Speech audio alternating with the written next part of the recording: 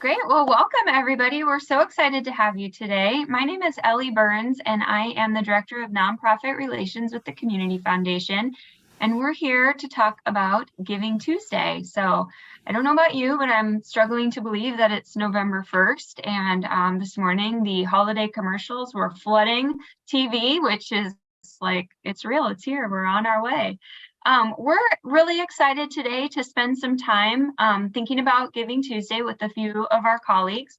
They are going to share how they approach Giving Tuesday and give us some tips and tricks and some things that we can implement in our own offices. So welcome to all of them. I will just spend a little time making some introductions, and then we'll dive in.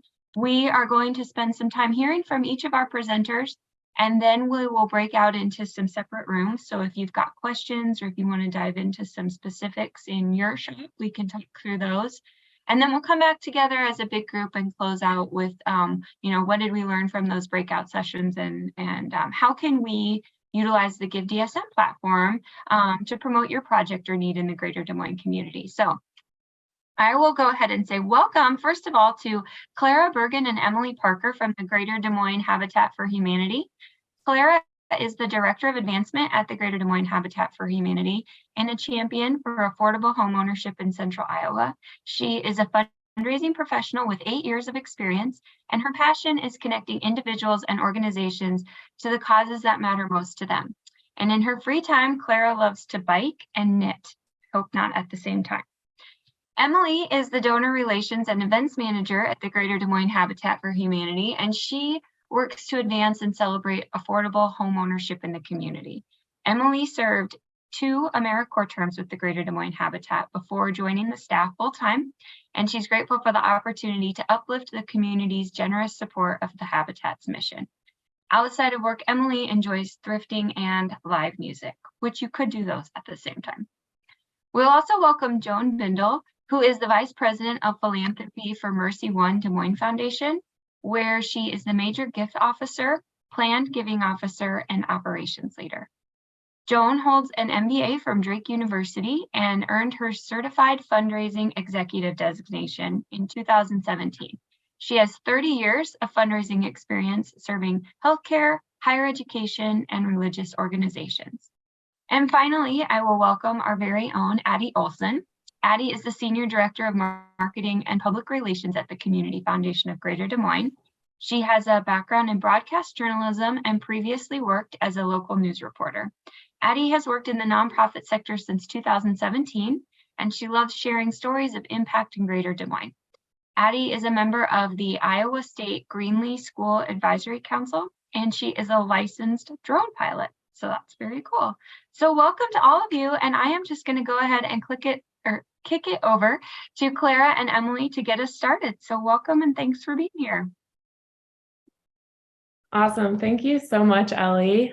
I think Barb will pull up our slideshow, but I really want to kick it off by saying that I have been someone dragging her feet to participate with a lot of energy in Giving Tuesday. In the past, I thought of Giving Tuesday as a lot of noise and different nonprofits trying to send messages and grab folks' attention. And I just wasn't sure if it was worth it. And the thing that really gave me pause and helped Greater Des Moines Habitat think about Giving Tuesday with a more robust attitude is something that happened in May 2020. Some of you may be familiar or remember Giving Tuesday Now, which was a special one day in May 2020 that Giving Tuesday put forward, knowing that nonprofits in our community specifically had a lot of extra needs with the early months of the pandemic. So at Habitat, we said, yeah, let's try it. And we did a really fun campaign. We called it Sign a Stud. And if you made a gift of any amount, you could submit a special message for a Habitat homeowner family. And we wrote those messages on the stud, the 2x4 or 2x6 pieces of wood that actually make up a home. We took photos of them throughout the day. We shared them on our social media. We sent them to everyone who made a gift. And we had dozens and dozens of folks participate. And that really made me pause and think, oh gosh, maybe Giving Tuesday is worth it. Maybe we should spend some time here. And I'm so excited to know that so many folks are on this call, because I think Giving Tuesday does better when we all do better. And Community Foundation has this down really well. We are better together. So the more nonprofits that are really excelling, getting the right message out on Giving Tuesday after Thanksgiving, I think the better we'll all do. So knowing that May 2020 went pretty well with Giving Tuesday now, we put together a Giving Tuesday idea for Giving Tuesday in 2021. And Barb, if you'll go to the next slide, our focus with the 2021 plan was to really make it a challenge and use social proof to get other folks excited. So early in the year, we started this planning in April.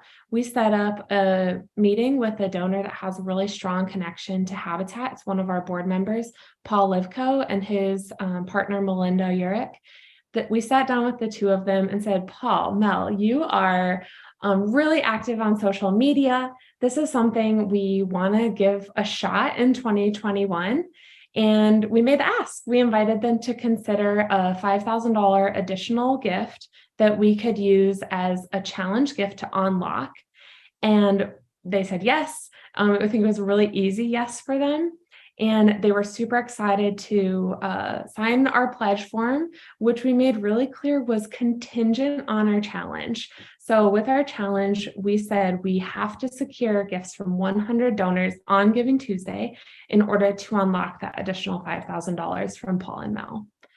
Paul and Mel were really excited to be engaged in this, and I think that's what made it so special. They had ideas as social media and tech experts in our community, as well as nonprofit expert. So we sat down with them, we collected their ideas, we actually filmed a video with them that we could use throughout the day. And then we also moved on to our next step, which was to really build a timeline between our marketing and development teams. And that's why Emily is here today, because Emily was really the leader with actual implementation. So I'll pass it over to her. Awesome. Thank you, Clara. So Barb, we can go ahead and go to the next slide if you're ready. As Clara mentioned, we really wanted to set this goal of having 100 people provide a gift. This gift could be $5, it could be $50, any amount truly counted towards our goal. So we wanted this goal to be really inspiring, knowing that we had a really generous gift coming from Paul and Mel, but we also wanted to make sure it was an attainable goal. So while I would love for us to get like 1,000 donations on Giving Tuesday, that's like very unrealistic. So we wanted to make sure it was attainable, but yet still really inspiring for our supporters. So we had this incentive to give. So be one of 100 and give today. So really wanted it to feel inclusive to everybody we were reaching out to on social media and people that hadn't really engaged with Habitat before, giving them this opportunity to join that community. So the graphic on the screen there with all the little boxes our marketing coordinator came up with. So that was a graphic that we shared throughout the day. It started out entirely blue, and then as people gave, we took away a box for each donation that was made. So 100 boxes, and slowly took those away to reveal that challenge gift at the end of the day. So it was kind of an interactive element that we continued to share on Instagram, on Facebook, on LinkedIn, and we really encouraged everybody to share that graphic as well, and all of our information linked to our Give page. So once again, we made it really clear that any amount counted towards that goal, and just really inspired people to give. We wanted people to be engaged with us that day, just regardless. So I think it was pretty successful. This was my first Giving Tuesday campaign. Our goal was 100 gifts, and we ended up receiving 127 gifts. So this was really big for Habitat. That was the most individual gifts we had received in a one-day period. So I was very excited about that. The challenge was definitely something new for us to do, but was successful. So go to the next slide. So kind of going along with that picture that revealed all of the blocks, as you can see here, we have the final photo. So we took a picture of one of our partner families that had purchased a house in 2021.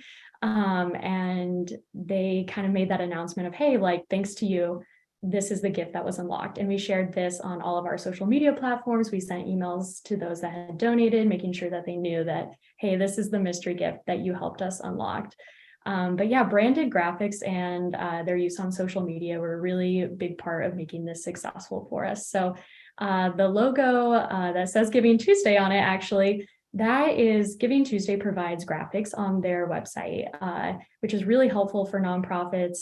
We wanted to make sure that we were making it recognizable that this was part of a global day of giving, but wanted it to still look very Habitat centered. So we just took their graphic and we put our Habitat branded colors in it and made sure we had our logo on it. So as people are seeing a lot of Giving Tuesday content go through their feed that day, we just wanted to make sure that it was still really branded as Habitat and recognizable for those that support us. So just making sure we used our colors, and we use our partner family photos a lot just because that's at the core of our mission.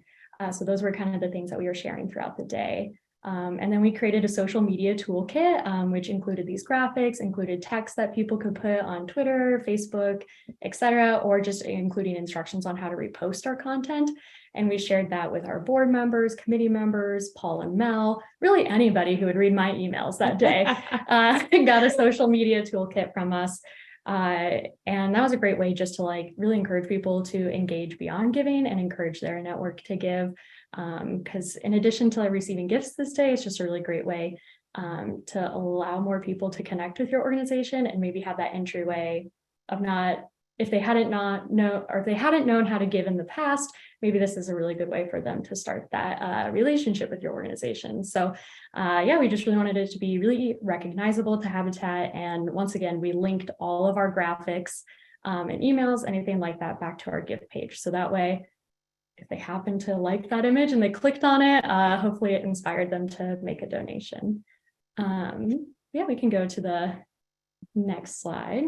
Hey, Clara and Emily, can I interrupt you real quick? Because we had a chat in the chat box or a question in the chat box, and they just wanted to know how you determined 100 was a reachable goal or a reachable number. You bet. I think there's a couple things that went into that number. So one, we knew from Giving Tuesday Now that we had secured around, I think it was like 76 gifts in one day. And that wasn't the same kind of target. Like there was no, we got to get a certain number. That's just what came through. So we thought that 100 would be a stretch. We'd never done that before. So we really did want to start small. And the thing that I was really worried about is something that I think a lot of fundraisers sometimes bump into, where there's a challenge and they're like going to ask their grandma to make a gift or their cousin or their sister. And I was like, absolutely not. Like we want folks that really care about Habitat to say yes and see this message and get excited.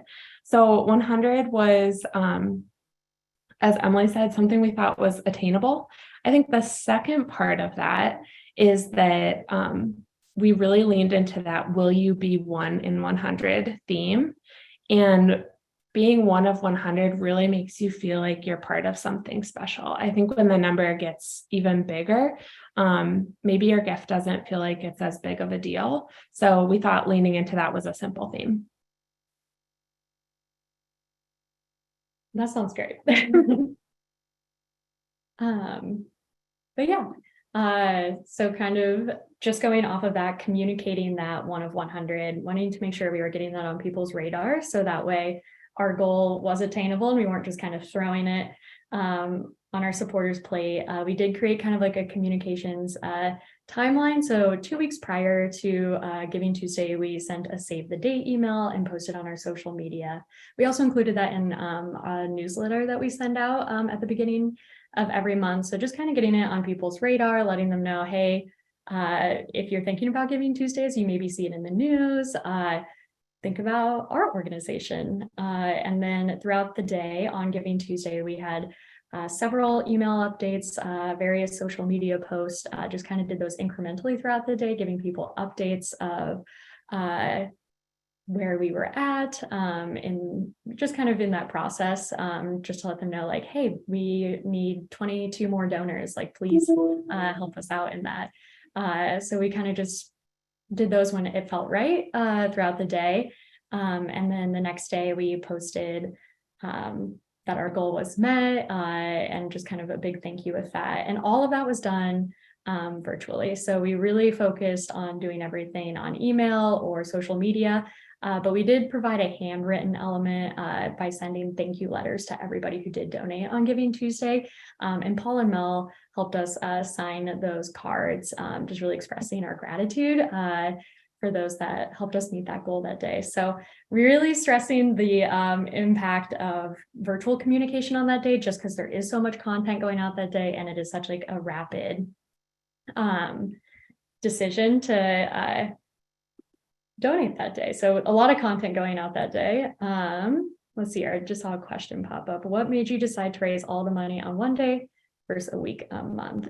So we focused on that just because Giving Tuesday is a global day of giving. It's really focused on support that day, just in relation to Thanksgiving having been the week prior and Small Business Saturday, just with there's just a lot going on in the world of commerce, and it's just a great way to think about how we're giving back to our community in that time. So we really focused on Giving Tuesday. I left the link open in our thank you saying, hey, if you didn't see this or you weren't able to give on Giving Tuesday, please feel welcome to support us anytime. Their gift is not only accepted on that day, but just really focused on reaching that goal by the end of Giving Tuesday. So that was kind of our timeline.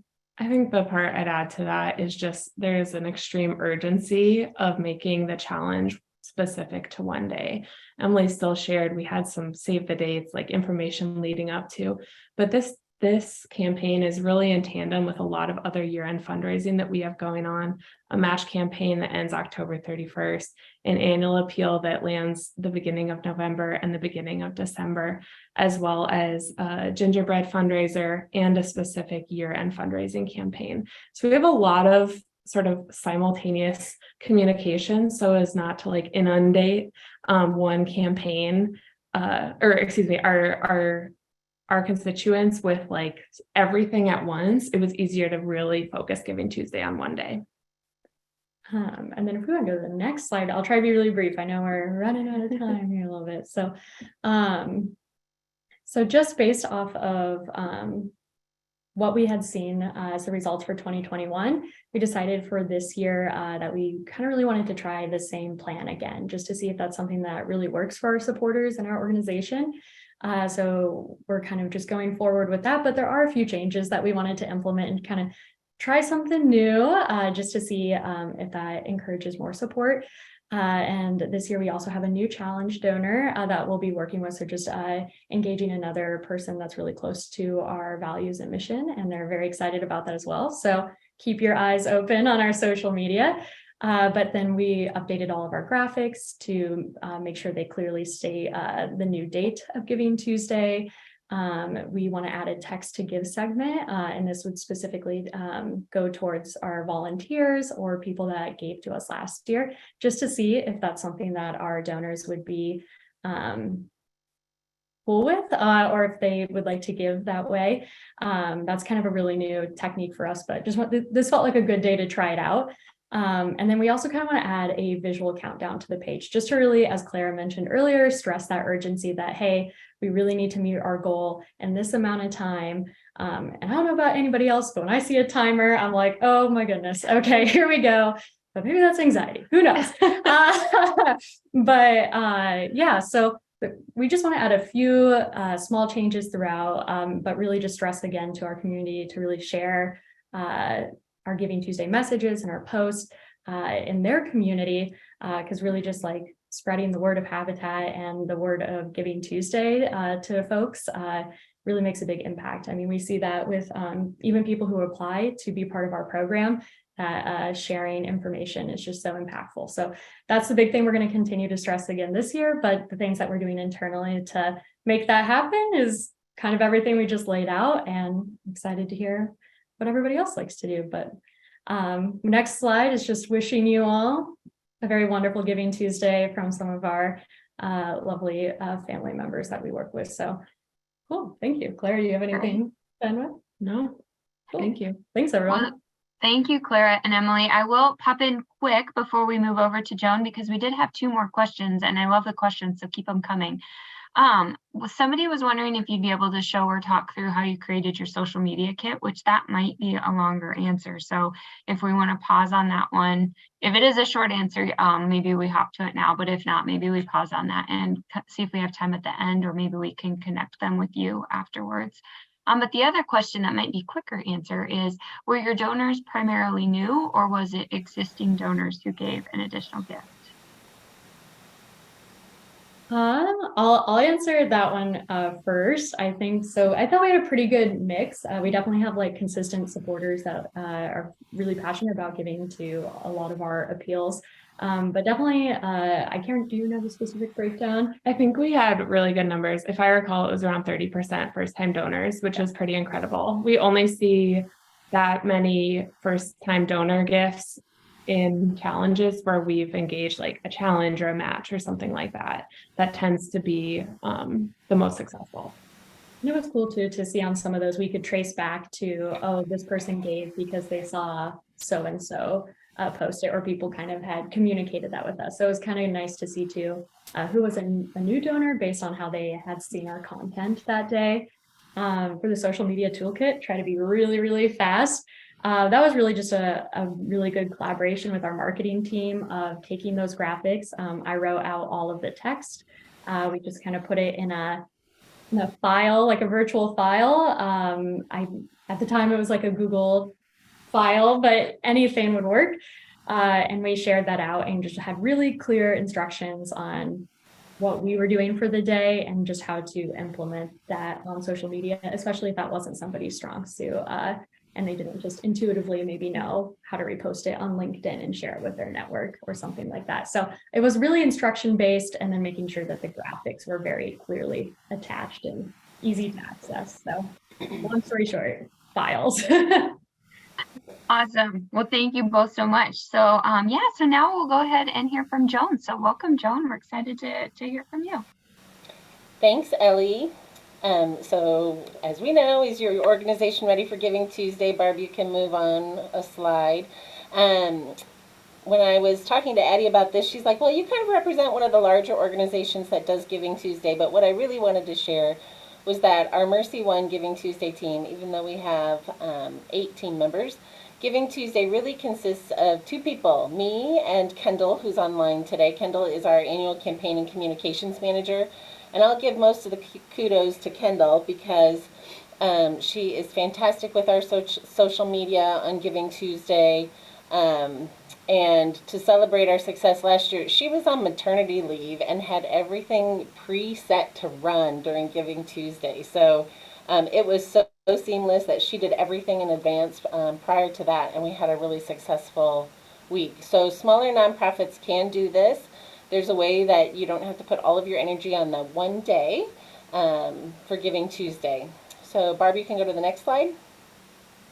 So you all know that Giving Tuesday is this global generosity movement, and I have to tell you that maybe a little bit like Clara and Emily, as a major gift officer, the thought of a Giving Tuesday campaign to me was not as exciting, because I would rather go ask for $10,000 than to put a lot of energy into one day to hope to raise that amount of money. But Mercy One has participated in Giving Tuesday for the past 4 years. It's primarily been through social media, and we are on social media all year long, and not a ton of gifts come in on that day. So the challenge always is, how do we inspire people to give on that particular day through social media when they're not giving that way throughout the year? So it's definitely a way to engage a broader audience who might not already be part of Mercy One. Next slide. So we do have a strategy. People do not just give because they're asked to. They must be inspired and motivated. We know that, and so we tell our stories, and this Giving Tuesday is a way to be a good storyteller in one way or another. Our campaign will be virtual. It will be executed only on our own media channels, including our websites, e-blast, e-newsletter, and social media. We do partner with the Mercy One PR and marketing in hopes that they'll do a press release about the fund that we support. So I think with Giving Tuesday, we're going to move into talking about the fund that we support. But I think you have to have really good visuals and really good stories to be able to successfully make an impact on Giving Tuesday. We also start our Giving Tuesday 5 to 6 weeks early. So Kendall has already run a donor spotlight in our newsletter about the Fund of Focus. She's already sent out reminders, and we already have funds coming in to support that. Our first year, we did Mercy One Children's Hospital and our craniofacial program, and then we moved into asking for gifts for our William J. Seaman Family Resource Fund. And that fund gives gift cards to cancer families in need, whether it be for gas or groceries, or maybe it's somebody's birthday and they can't afford to buy their loved one a gift. Anything that they need during their cancer treatment, we provide a gift card to help them. This fund was started by Linda Seaman, and next slide, Barb. I love this quote from Linda. She said, "We give to what touches our hearts, and this is what touches mine." Linda's husband was a physician, and he passed away in 2011. And with the memorial money, she said, "I wish I could just come to the waiting room at Mercy One and just hand out all of this money to the patients around the waiting room." That was before I was here, but somebody did a really good job listening, and they helped her create a fund that does basically just that. So we are able to impact patients' lives every day. Next slide. This year, we have adapted this is Linda and her dog Tessa, by the way. So we have made some adaptations to our Giving Tuesday over the past 4 years. So the first year we did only the Facebook fundraiser for the Mercy One Children's Hospital. And we'll look at the results here in a minute. Year 2, we did expand to other social media channels and switched to this new Fund of Focus. Year 3, actually year 2 and 3. Year 2, Linda said she would match every gift that came in. Year 3, I asked Linda if she would match up to $10,000 of gifts, and she told me that she would match up to $50,000. So that put a bigger goal in front of us. So we repeated the Fund of Focus, and we added video messaging. And then year 4, this is year 4 for us, we have refreshed our messaging, and we're going to repeat her Fund of Focus again and add more testimonials. Let me look at the chat here. Okay, next slide. So I wanted to share our results with you. So the first year we had a goal of 5,000. We raised 1,808 from only 25 donors. By the way, Habitat, I love your 1 in 100. I'm feeling that challenge right now as you look at my number of donors, our number of donors. Year 2, our goal was 5,000, and we raised 3,500 and had that matched by Linda with 38 donors. Year 3, we increased our goal to 10,000, and we blew that out of the water with 13,567 and 61 donors. And then this year, we already have 3,300 pledged towards our $10,000 goal. Now, I will say, the match is exciting, and it pushes us to put more energy in and work harder. The other thing the match does is it allows this grassroots peer-to-peer fundraising. So Linda shares it with her family and friends, her daughter shares it with her family and friends, and that has definitely brought in new donors to our organization, and really has been really nationwide donors. We have donors from several states in the South and many states, not just Iowa. So that's exciting. Next slide.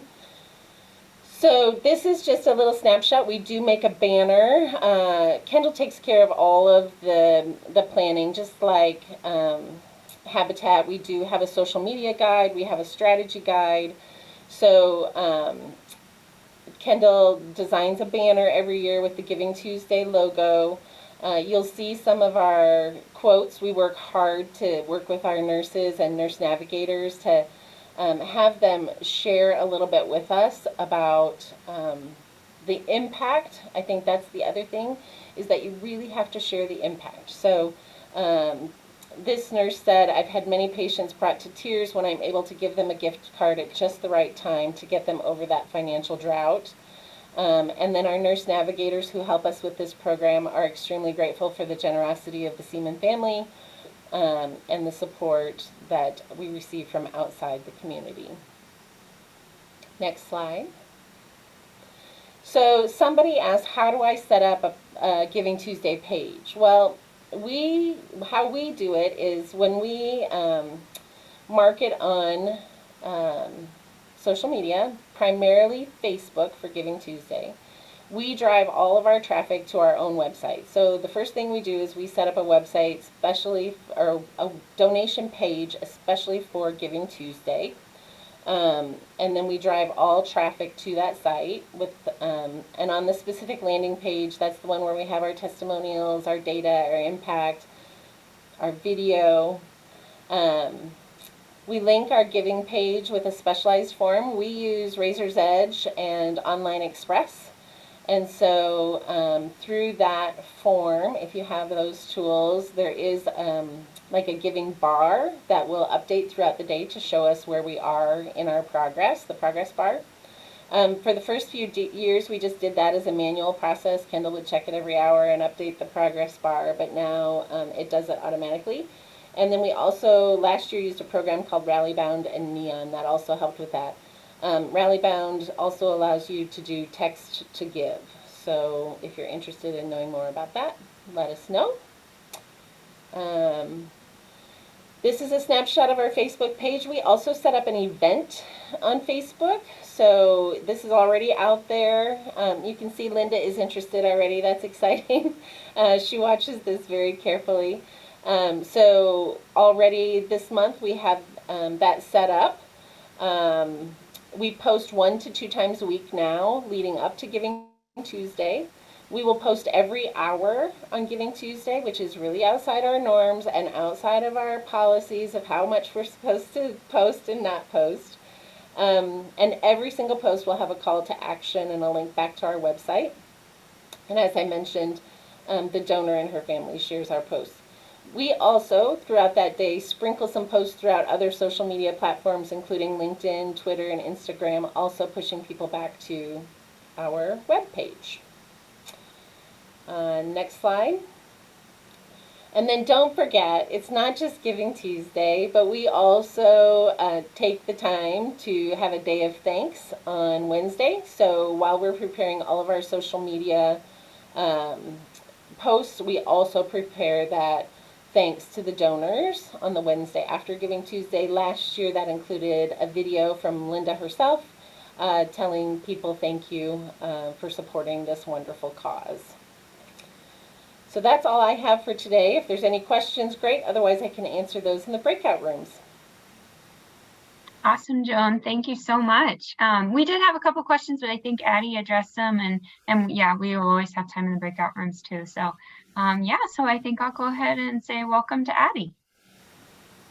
All right. Thank you, Ellie. Thank you, Joan and Clara and Emily. I know I've learned a lot so far, so there's been some awesome takeaways. So I just wanted to start and say the Community Foundation is a little bit different in that we don't use Giving Tuesday to raise money for our own organization, but we do use it to meet our mission of connecting donors with causes they care about and promoting charitable giving in Greater Des Moines. And on the next slide, I outlined a few of our goals with our Giving Tuesday campaign each year. So while we don't have a specific dollar amount or number of gifts like Habitat that we're aiming for, our primary goal and the one that we're best able to measure is connecting donors with causes they care about on GiveDSM. And I hope everyone is familiar with givedsm.org, but just to give you a brief overview, it's the website that we've created where nonprofits can list their current funding needs, and donors can go to GiveDSM and see all of the needs that have been uploaded. And from there, they can give to support the projects and causes they're interested in. I think we affectionately referred to it as the Match.com of charitable giving when it was first created, but I don't know if that's outdated. Maybe we should call it the Tinder now. And donors can search Give DSM by areas of interest. So you can search through projects that are just animal related, for example, or just mental health related, and see all of those needs in those certain areas. You can also search by whether the funding need is time sensitive, a capital campaign, or just general support of an organization. So Give DSM has been live since 2018, and we've used it as the focus of our Giving Tuesday campaign since then. Each year, we do see a huge increase in its usage on Giving Tuesday. And as we're running the campaign, like last year, we had a 625% increase in visitors to Give DSM on Giving Tuesday. And I can take zero credit for that because I was also out on maternity leave and I did not leave a great amount of scheduled posts, but Betsy on our team is awesome and made that happen for us. And the other goals that we have aren't quite as easy to measure, but we know that through our Giving Tuesday efforts, we're also driving awareness of the Community Foundation. We're engaging both new and familiar faces as we use our staff, board members, committee members, community champions in our campaign. So you can see one of our lovely team members in the photo here, Sarah Reichart, and that's from our Giving Tuesday campaign a couple years ago. And we're also serving as that connection point for donors as we support our nonprofit community and all the awesome work you guys are doing, which is what it's all about. So on the next couple slides, I included screenshots from Give DSM, just in case you haven't been there to upload your projects in the past. And I won't spend too long here, but just wanted to let everyone know it's super simple to upload your funding needs, and we'll have the information on how to do that in the follow-up email after the training today. On the next slide, you can just see that you can search by giving category. Like in this screenshot, we searched by employment and workforce development, and then all of the needs in that area can pop up. They're color-coded by whether it's a timely need, capital campaign, or just general support. So you'll definitely want to get your projects uploaded to Give DSM before Giving Tuesday so we can make sure they're live for everybody who's going to be visiting the site that day. And it also gives you, Give DSM gives you a unique URL for each project that you upload. So as you want to share your funding needs out with donors on social media, you can just share that URL. It takes them right to the page that your project is listed on. Next slide, please. Our Giving Tuesday campaigns are all about sharing stories. So just like others have shared already, we all know the power and importance of storytelling, and the main strategy that we use to inspire folks to give back on Giving Tuesday is sharing the stories of why others give. So we've done this through written quotes alongside photos. We've done a lot of videos in the past. And last year we asked several of our board, staff, committee members to record videos about why they give back. And we did a really simple I Give Because campaign. So that's the screenshot on the right there. Then we try and make it as easy as possible for people to share the content that we're posting, the folks who have been featured. So whether that's providing them with social copy for the posts, just letting them know when the post is going out, tagging them on LinkedIn. Those are all great ways, I think, to try and tap into their networks. And we also reach out to a few of our media friends a few weeks before Giving Tuesday, just to let them know that it's coming up, remind them that Give DSM is there, and let them know that we're happy to come on morning shows or serve as resources, as a resource, just as it approaches. And I think like now we've seen Giving Tuesday in the local news pretty much every year, and they seem to be doing these sort of like roundup pieces of where to give. So I think it's always a great idea to reach out to media, be proactive, and let them know what you have coming up for Giving Tuesday. And on the next slide, I have a couple of pictures from our campaign this year. So we're using the slogan, Give Where You Live. And again, tapping into folks who we know well and who we consider really good champions of both giving and friends of the Community Foundation. But instead of doing videos with them here at our office, we decided to get them out in the community. And we did these photo shoots with donors at organizations, projects that they've supported in the past. So here we have Margot and Don Blumenthal, who are huge supporters of the zoo and animal-related causes. And they're just hanging out with some giraffes here and having the time of their lives. And on the next slide, We have Fred Weitz, who is a big supporter of arts and culture in Des Moines, interacting with a glass blower at Mainframe. And isn't he just darling? I'm so obsessed with these. But we plan to share these with the tagline, give where you live. And then a cute slogan, like with this one, kind of create a masterpiece at Mainframe, for example, to play off of the scene and use messaging that kind of catches your eye and makes you think about what your charitable impact can look like in action. And we also collected quotes from the people featured to share along with the photo. And the organizations or places that are featured in each of these sets of photos coincide with giving categories on GiveDSM. So when we share them, we can say, Fred Weitz gives to support arts and culture in our community. Here are opportunities to do that on GiveDSM, and we can go directly to that category on the GiveDSM website. And we know that we can also repurpose these. I just wanted to mention that as you're creating content, I know that it's always helpful for me to think through like what's coming up in the next year that I might use this for in the future. So we'll use these photos certainly in future stories, promotional materials. We're running them in Axios as an ad campaign, and we're just excited to see where they go in the future. And then on the last slide here, just wanted to promote GiveDSM one last time and say that we hope you will all head there and upload your projects for donors to see, knowing that we have a huge number of people going there on Giving Tuesday. So we've created some plug and play resources for you in Canva. And you can open these in Canva and place your own photo inside to let donors know they can find your current funding needs on GiveDSM. We have a couple graphics like this that we'll share with you in the follow-up email. And if you're not on Canva already, the Canva Pro account is free for nonprofits and makes creating graphics and just other marketing materials super easy. It's really a good resource for Giving Tuesday and just in general. And with that, do we have any questions, Ellie, or should we head into the breakout rooms? Yeah, we had to. There was a question about whether or not there are any requirements to using GiveDSM, and then another question about how you add your campaign to GiveDSM. And I know that adding your campaign will come out in the follow-up email, but I didn't know if you wanted to speak to any of the requirements. Well, you have to be a 501c3 in the greater Des Moines area. And I'm looking at you, Ellie, because this is all your thing. Would you want to go ahead and field that one? Yeah, so yes, you have to be a 501c3, and your ask or your project, your need has to address the greater Des Moines community.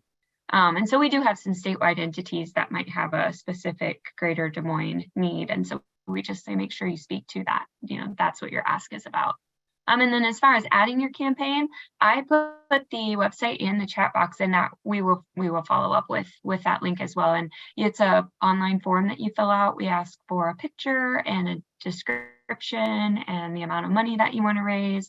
And like Addie kind of alluded to too, some organizations have multiple asks because maybe different asks are going to appeal to different donors in different ways. And so there's not really a one organization can have more than one ask. So, but yeah, if there are other questions about that, we can get to those maybe in the breakout room, or definitely there will be a lot of additional information in the follow-up email. So thank you so much to all four of you. That was wonderful. I think you each had kind of different takes on it, and so I learned a lot, and I hope everybody else did too.